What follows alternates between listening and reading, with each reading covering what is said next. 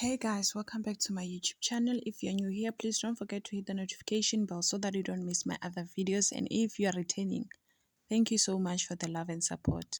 On this video, I'll be giving you an update on what will happen this week on Genesis. Wednesday, 11 June.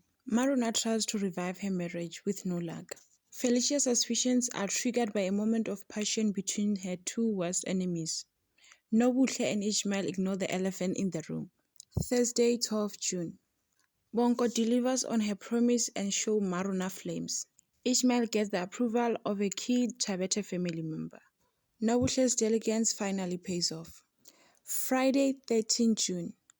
Bishop Hlope constantly pursues the unmasking of Bonko's mistress Jezebel.